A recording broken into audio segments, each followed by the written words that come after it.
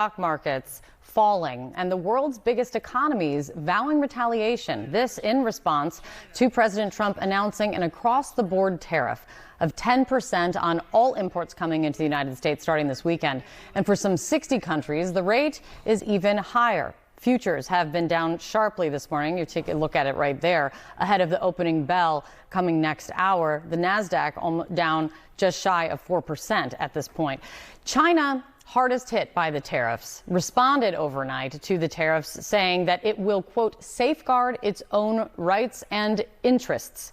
The European Union saying that it's preparing countermeasures. The European Commission president saying this: if you take on one of us, you take on all of us. Joining us right now is White House Press Secretary Karoline Leavitt. Karoline, thank you very much for your time this morning. There's been a lot of reaction overnight since the announcement and since we all basically were asleep. What is the White House reaction to, as we just had those numbers up, global markets tumbling this morning and futures down sharply? To anyone on Wall Street this morning, I would say trust in President Trump. This is a president who is doubling down on his proven economic formula from his first term. We saw wages increase. We saw inflation come down. We had a Trump energy boom. We had the largest tax cuts in history. And that's exactly what the president intends to do following his historic announcement yesterday for reciprocal tariffs. It's the golden age rule for the golden age of America.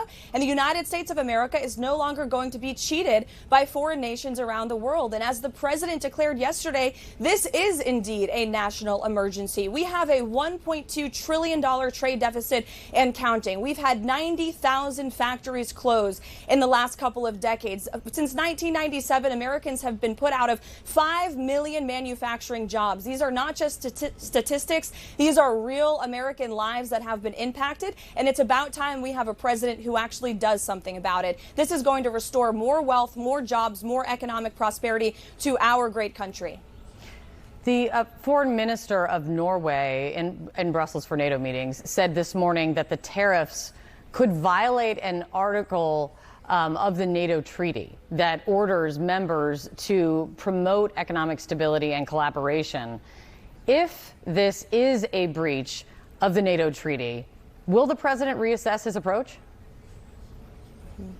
No, the president is firm in his approach, and the president is ensuring economic stability here in the United States of America. Yesterday, he was joined in the Rose Garden by everyday Americans, middle-class workers. You heard from one of them who the president invited on stage by name because he knows this man and he knows what the impact of globalization has done to communities like Detroit, Michigan, where auto workers have been put out of jobs, where we've seen factories shut down. We have offshored critical supply chains in our country. Do we want our critical supplies like life-saving medicines and chips being made in China, or do we want them being made right here in the United States of America? Every American knows the answer to that question. This is a common sense policy. And if these countries wanted to negotiate, if these countries wanted to do what's right, they've had 70 years to do it. Instead, they have been ripping off American workers. And President Trump has made it very clear that this is a policy he was going to implement. He campaigned on the idea of fair trade, on tariffs, and nearly 80 million Americans elected him to do it,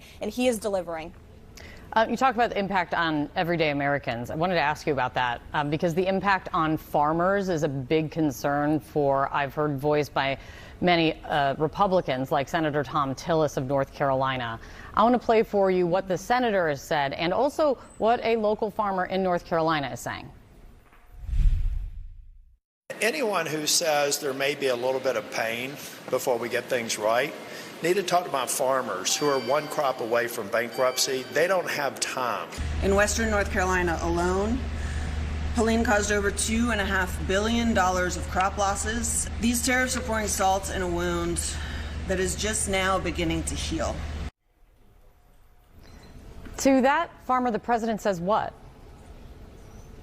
The president is standing up for American farmers. In fact, he was joined here at the White House yesterday by many of them. We have seen China, the Chinese Communist Party, buying up, gobbling up American farmland. The president is doing what's right for these farmers, and to our fellow Americans, we encourage them to buy American. And you look at the effectiveness of the tariffs by the investments that have poured into our country thus far. Even before the president made this announcement yesterday, he has secured trillions of dollars in investments right here in the United States of America. And he has the backs of our farmers, our workers, and our in companies as well who are choosing to invest in the United States. Well, I mean, that woman is a farmer, and that woman says that this feels like salt in a wound that is only beginning to heal. She does not seem to want these tariffs at all. I mean, the president has acknowledged that Americans could feel some pain with these tariffs, with this announcement.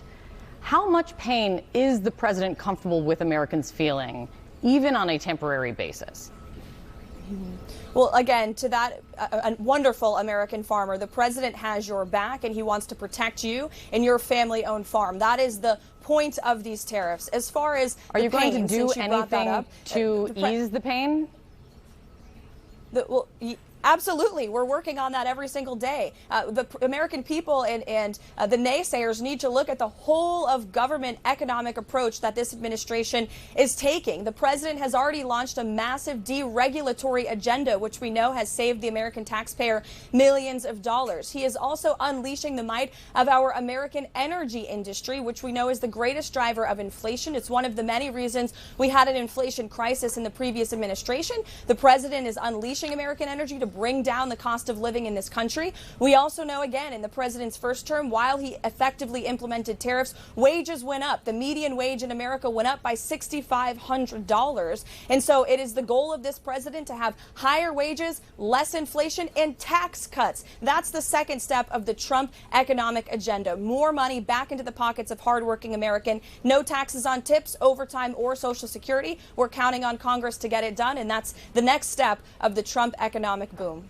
On taxes, J.P. Morgan just came out with an analysis in response to this tariff announcement, saying that these tariffs will be the largest tax hike on Americans since 1968, a tax hike by $660 billion a year. What is J.P. Morgan missing? What are world markets getting wrong? What are, when you see stock futures down, what is everyone missing, including that local farmer in North Carolina?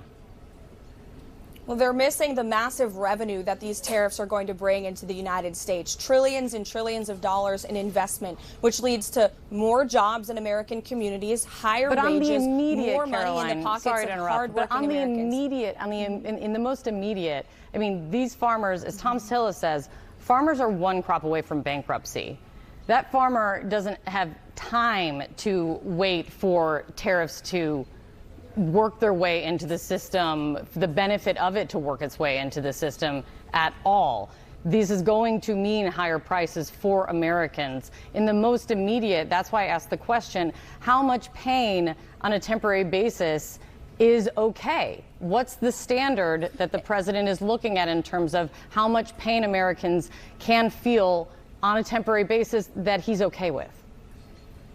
Again, the president is focused every single day on lowering the cost of living in this country while simultaneously implementing these very effective tariffs. Massive deregulation, an energy boom, and tax cuts are the economic formula that will mean more prosperity and the lower cost of living. And it's a proven formula. Look at President Trump's first term and the results. When he left office, inflation was 1.4%. He implemented many tariffs in his first term that did bring in billions of dollars in revenue. In fact, the previous administration knew they were so effective, that's why they left them in place. So again, the president is delivering on his promise to implement reciprocal tariffs while his administration is working hard every day to cut regulation, to reduce fraud, waste, and abuse in our federal government as well. And tax cuts are the next step of this economic agenda, which will lead to more investment, more money in our economy, more economic growth. One quick question, because I've heard it suggested. Is there any chance that the president will pull back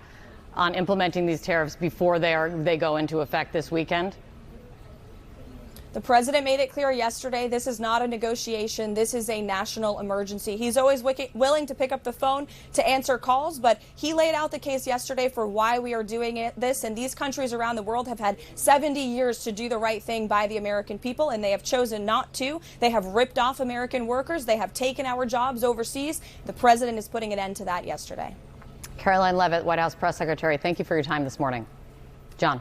Great discussion there. So Caroline Leavitt, the press secretary, called this the golden age that President Trump is ushering in here. Do voters